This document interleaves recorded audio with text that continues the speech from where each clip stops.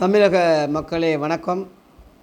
இன்றைய தினமொழியில் இன்றைக்கு உங்களுக்கு சொல்ல வேண்டிய அறிவுரை என்னவென்றால், கடவுளுக்கு இந்த பூமியிலே எந்த ஒரு புனித ஸ்தலமும் இந்த பூமியில் இல்லை. இன்றைக்கு சொல்ல வேண்டிய ஒரு அறிவுரை அதான். கடவுளுக்கென்று இந்த பூமியிலே புனித ஸ்தலம் என்று ஒன்று இந்த உலகத்தில் இல்லை. இதுதான் உங்களுக்கு சொல்ல வேண்டிய ஒரு காரியம். ஏன் சொல்கிறேன்னா, இந்த பூமியிலே புனித ஸ்தலமாக கருதி மக்கா மதினாவுக்கு புனித டூர் போகிறாங்க. ஜெருசலேமுக்கு புனித டூர் போகிறாங்க. காசி ராமேஸ்வரத்துக்கு, திருப்பதிக்கு, புனித காசிக்கு புனித ஸ்தலமாக நினச்சி போகிறாங்க.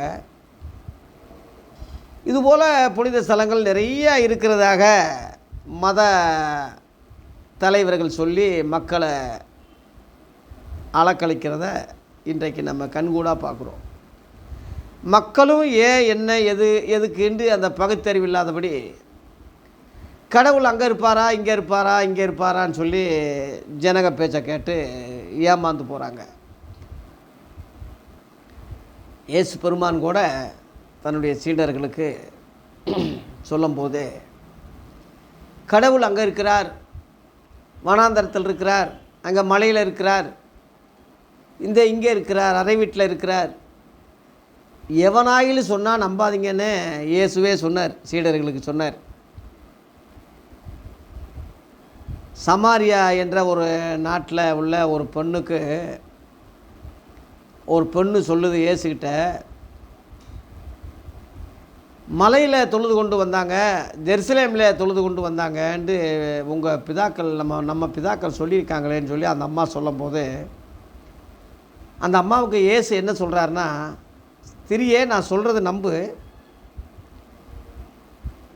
மலையில் எருசலேமே தொழுது கொள்வதில்ல மாத்திரமல்ல, பிதாவை எங்கும் தொழுது கொள்ளும் காலம் வருகிறது. கடவுளை உண்மையோடு உத்தமத்தோடு உள்ளன்போடு கும்பிடக்கூடியவங்க எங்கே இருந்தாலும் கும்பிடலாம் அப்படின்னு சொல்லிட்டு தம்முடைய சீடர்களுக்கு சொல்கிறாரு. 2 பேராவது 3 பேராவது என்னுடைய பேராலே எங்கே கூடுனாலும் அங்கே நடுவுலையே நான் இருக்கேன்னு சொல்கிறேன்.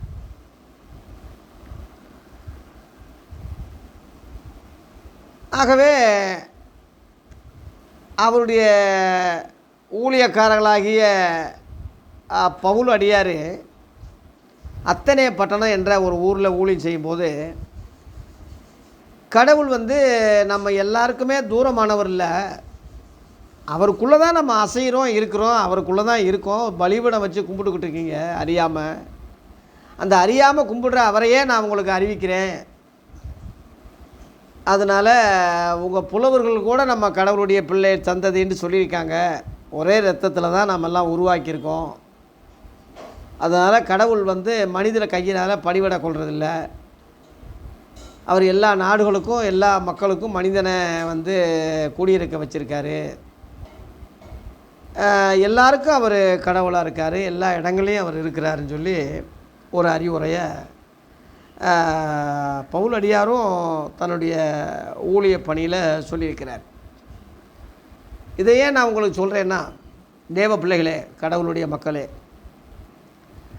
புனித ஸ்தலம்னு சொல்லி இந்த பூமியில் எதையும் நம்பி போயிடாதீங்க. இன்றைக்கி உள்ள முட்டா பையங்க மதவாதிக மக்களை கெடுத்து வச்சுருக்காங்க. கிறிஸ்தவங்கள் எல்லாரும் புனித யாத்திரைன்னு சொல்லி ஜெருசலேமுக்கு கூட்டிகிட்டு போவோம், 1.5 லட்சம் 2 லட்சம் கட்டுங்க, எல்லாருக்கும் ஒரு 1.5 லட்சம் 2 லட்சத்தை எல்லார்கிட்டையும் வசூல் பண்ணி, அதில் ஒரு கூட்ட தலைவர் மாதிரி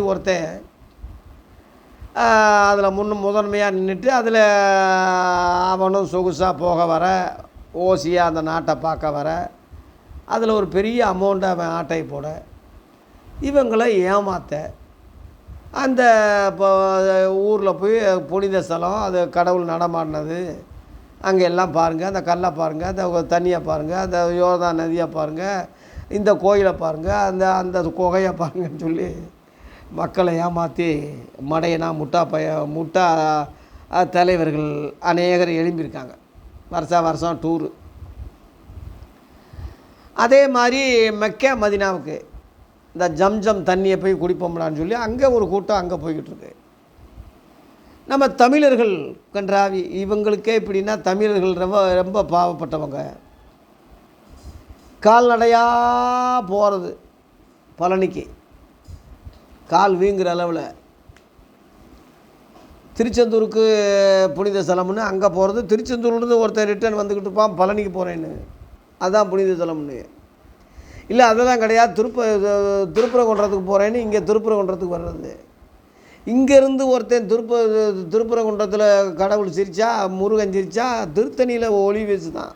அங்கே ஒரு கூட்டம் அங்கேருந்து வந்து இங்கே வந்துக்கிட்டு இருக்காங்க, கடவுளை தேடுறாங்க. அந்தந்த கோயில் வந்து புனித ஸ்தலமாக கருதுகிறாங்க. ஆனால் உண்மையிலேயே கடவுள் எங்கேயும் இல்லை. எந்த புனித ஸ்தலம் பூமியில் இல்லை, புனித ஸ்தலமே இல்லை.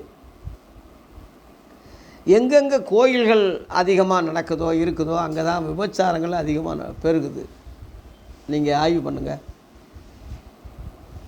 குடி அங்கே அதிகமாக திருட்டு கொள்ளை அங்கே அதிகமாக நடக்குது. கஞ்சா விற்கிறது அங்கே அதிகமாக இருக்குது.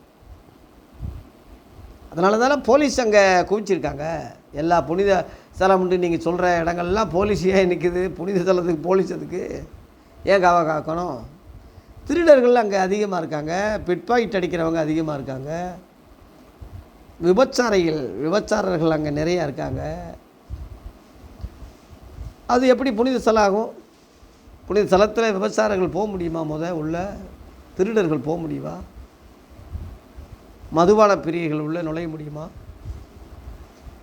யோசிச்சு பாருங்களேன் மக்களே.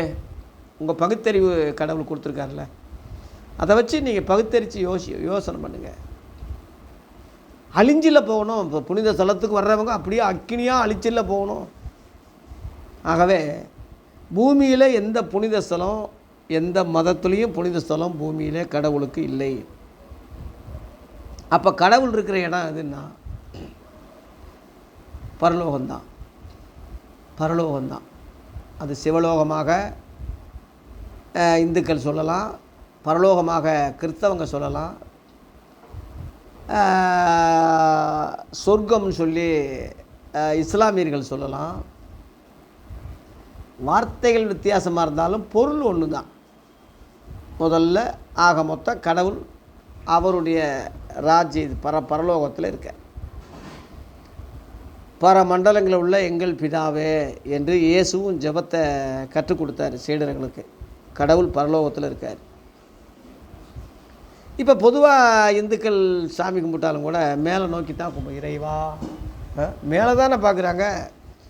கீழே கோயில் இருக்குது, கீழே சிலை இருக்குது, ஆனால் மேலே பார்த்து தான் கும்பிடுவான். சூரியனை பார்த்து கும்பிடுறாங்க. சூரியன் வந்து எல்லாத்துக்கும் மேலே இருக்கு இல்லையா? சூரியனை பார்த்து கடவுள் மேலே இருக்கிற மாதிரி ஒரு தன்னை அறியாமலேயே ஒரு உணர்வு அவங்களுக்கு. அந்த மலைக்கு மேலே ஒரு தீபம் எரியும், அந்த தீபத்தை பார்த்து கும்பிடுவாங்க, கடவுள் மேலே இருக்காருன்னு. உண்மையிலே மேலே, அதுக்கு மேலே அப்படியே போனால் அது பரலோகம். அவர் இருக்கிற வீடு, அவர் இருக்கிற ஸ்தலம். அதனால் நம்முடைய கண்களை ஏறெடுத்து